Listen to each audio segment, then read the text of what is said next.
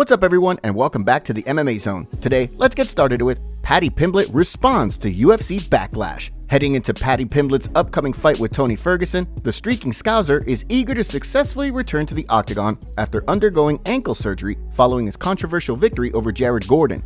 Ahead of the fight with El Cucuy, many fans have criticized the former interim lightweight champ for accepting another fight instead of retiring. Despite that, El Cucuy is eager to snap his historic skid and return to the win column, recently training with David Goggins in order to ensure that he's in peak physical form. While Pimblett thinks Ferguson training with Goggins is quote-unquote stupid, he pushed back on the criticism from fans during a recent appearance on the Energized show.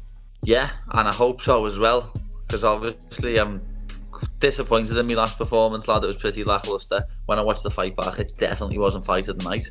But, you know, you live and you learn. Ahead of the fight, Pimblett also took aim at Ferguson's training with Goggins while on the same podcast. He echoed the sentiment of many members of the MMA community. That's typical Tony Ferguson. Stupid, know what I mean? If there's two things that Tony's never needed help with, it's his mental state, because he's one of the... Look at the armbar Charles had him in, know what I mean? He didn't tap. That's a nutter right there. And then... look at his cardio. He's never had a problem with his cardio, so I don't understand why he done it. Know what I mean? It must. When the two men step into the octagon, Pimblett will have the chance to return in a big way after his controversial win over Jared Gordon, while Ferguson will be looking to prove that he still has what it takes to compete in the UFC. Next up, let's take a look at Sean O'Malley talks Colby Covington fight. The upcoming UFC 296 main event scrap between Leon Edwards and Colby Covington will end the year in a massive way for the UFC, with one of the most polarizing fighters on the roster competing for UFC gold once more. Ahead of the fight, the MMA community has remained largely split in regards to who they think wins this fight. On one hand, Edwards' recent performances against Kamaru Usman have many confident that he will once again prove why he's the best in the division, while on the other hand, many believe that Covington's pace and pressure, combined with his wrestling, will be too much for the champ. Ahead of the fight, bantamweight champion Sugar Sean O'Malley spoke about the situation on the Timbo Sugar Show. Dude, Leon, especially beating Kamaru twice in a row, like that motherfucker's probably so confident. And Colby hasn't fought in a long time. When was Colby's last fight? Like 2 years ago? Like Masvidal, I think. Yeah. Dude, I don't know. That's going to be such an interesting fight. Leon shut Kamaru's wrestling down, but Kamaru and Colby have such different wrestling. I don't know. It's hard to say. Do you got to predict? With the stakes at an all-time high, it'll be interesting to see how things play out.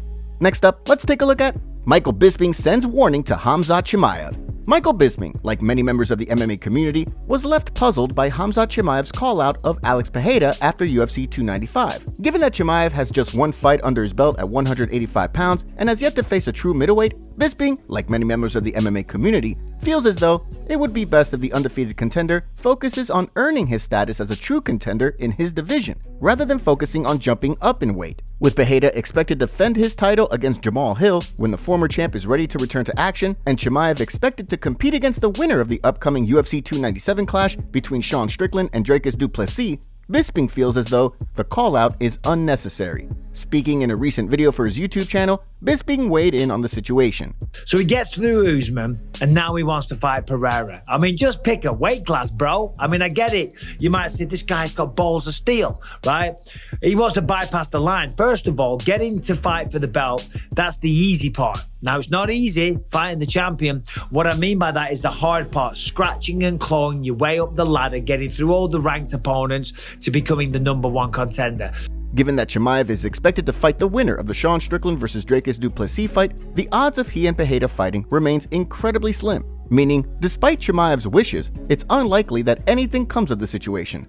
Now, let's shift gears and take a look at Daniel Cormier reacts to Ian Garry drama. Daniel Cormier was involved in one of the ugliest feuds in MMA history with John Jones that saw the two men exchange personal barbs on a number of occasions. Despite that, the two men never threatened to sue one another. In the midst of Ian Garry's feud with Sean Strickland, Cormier is urging Garry to drop any potential lawsuit he's thinking about filing against the middleweight champ. Speaking in a video for his YouTube channel, Cormier took aim at the undefeated Irish contender. Ian Garry, great kid, but like I said, when Jake Paul tried it or Logan Paul tried it, there is no suing and fighting, bruh. You cannot try to sue nobody in fighting. You gotta just go at him in a different way. That's the way it is. Am I saying Sean's right? No. You don't talk about spouses. I only went down that path one time. But you don't sue him. You handle it another way. There's no suing and fighting.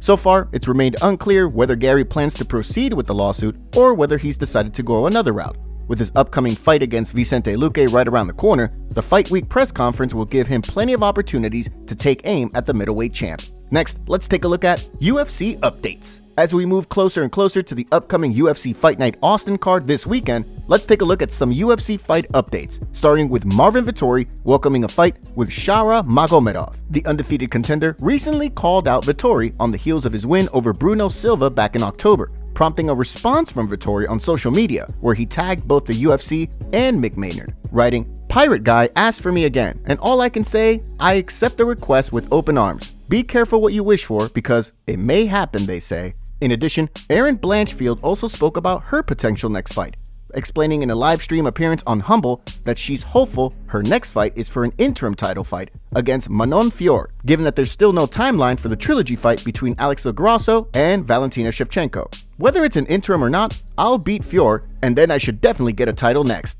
Last but certainly not least, photos have emerged of lightweight contender Rafael Fiziev back at Tiger Muay Thai on the heels of his ACL tear against Mateusz Gamrot. The injury occurred back in September. However, the road to recovery has already begun for the number 7 ranked lightweight as he looks to return to the octagon. Next, let's take a look at Alex Volkanovski breaks silence on his health for Ilia Topuria fight. Fans have been concerned for featherweight kingpin Alexander Volkanovski on the heels of his knockout loss to Islam Makhachev, as the champ looks to make the trip back down to 145 pounds to defend his title against Ilia Topuria. There's been concern among fans about how he'll look after being finished. Despite the concerns and the fact that Volkanovski is facing an incredibly tough contender in Ilia Topuria, he remains confident, given that he's been following all of the necessary protocols and has continued to feel good in training. After having his first sparring session since the knockout, the champ spoke on his YouTube channel. Very, very happy with this. So very thankful for the team behind me, obviously my doctors as well, who literally, they've dealt with thousands of concussions. So they made sure I followed them to a T. And mate, I feel great. So we were able to train the whole way through. So I haven't lost too much fitness, which is good. Now we're just going to roll on. So we've still got plenty of time before we even get into camp. So now I'll get to ease back into training, full training, full training schedule. With Topuria representing the next generation of featherweight contenders, this fight could truly determine the future of the division. With Volkanovski eager to return and prove that his reign is not ending anytime soon, and Topuria eager to prove that the future is now, it's clear that the stakes are at an all-time high. Next, let's take a look at UFC fighter goes off on Dana White. Over the years, 20-fight UFC veteran John Makdessi had become a staple of the promotion's roster. After his latest fight at UFC 293 in Australia, Makdessi took to social media, showing that he was paid less than $32,000 to fight after having a large portion of his paycheck go to local taxes in Australia. Despite the fact that many scored his recent bout against Jamie Mullarkey in Makdessi's favor, the promotion released him in October. Given the situation, many members of the MMA community were left with a bitter taste in their mouth. In a since-deleted tweet, he expressed his frustration with the situation, writing, "I sacrificed my whole life for this sport and put everything on the line. Damn Australian government and the judges robbed me pretty badly. 45% tax on top of everything else is insane." He then followed it up with another tweet, writing, "MMA fighters need to stick together and fight against organizations that treat us like a number and dispose of us when we're not useful. Hashtag PTSD Warrior." Over the years, there have been a number of calls for the UFC to abandon the show-win payout system that sees many fighters only paid half their purse if they lose. While the UFC has shown little indication of abandoning the system, cases like Makdessi's are a clear example of how fighters would benefit from a change in pay structure. The WWE and UFC merger now has a lawsuit filed this week in court for allegedly having a sham sales process that ignored higher bidders trying to purchase the WWE at the time of sale. The lawsuit alleges that Vince McMahon used his domineering personality and control over WWE to carry out his own personal agenda at the expense of the company's public stockholders by ignoring other offers and selling the promotion to his longtime friend, Endeavor CEO Ari Emanuel. According to the lawsuit, WWE's shareholders would receive consideration equivalent to $88.43 per share in the sale to Endeavor, despite two other potential buyers offering prices of $95 to $100 per share and $90 to $97.50 per share. But since those offers would have purchased the whole company from Vince, in turn ending his relationship with WWE, The lawsuit alleges that the board never bothered to make a counterproposal to the potential buyers, losing them out on money. Here's what the community had to say about the lawsuit. Good luck defeating Ari, Vince, and Dana in court, clowns. Investors body slammed WWE UFC merger in court. This lawsuit against TKO alleges that Endeavor already had an inside track to UFC WWE and that somehow the merger created less value than selling WWE on the open market. Not only was the merger a powerful and compelling deal, they avoided taxes with reverse Morris Trust. WWE in hot water after UFC merger and Endeavor deal. Legal fireworks ahead. Top comments. Conor speaks up about children getting in Ireland and now he's accused of being anti-immigrant. Neat. Strickland sleeps in his shirt and jeans waiting for this to happen. Man was out there with the quickness. Conor finally using his mouth for good. I think the Irish people have every reason to be past the breaking point, especially since children were harmed. I can easily see Strickland drinking beers while watching his security cameras. Strickland had only bad intentions heading towards the poor man. Make sure to leave a comment and you might get featured in our next video. Thanks for watching. If you enjoyed, make sure to subscribe and turn on notifications to never miss any MMA news. Check out our video from yesterday if you missed it. See you tomorrow.